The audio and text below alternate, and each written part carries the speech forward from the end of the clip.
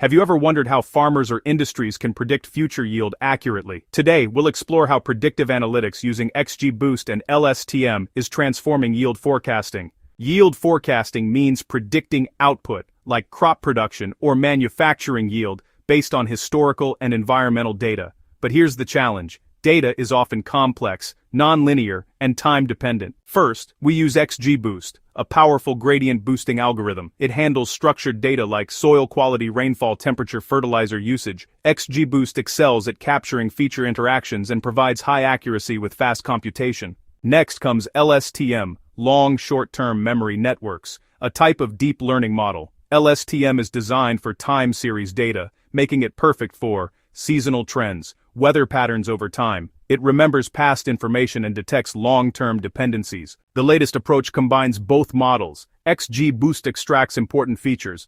LSTM models temporal patterns. This hybrid system improves prediction accuracy significantly by leveraging the strengths of both techniques. This method is widely used in smart agriculture, supply chain optimization, food security planning. It helps stakeholders make data-driven decisions. In summary, combining XGBoost and LSTM enables smarter, more reliable yield forecasting, and that's the power of AI in real-world impact.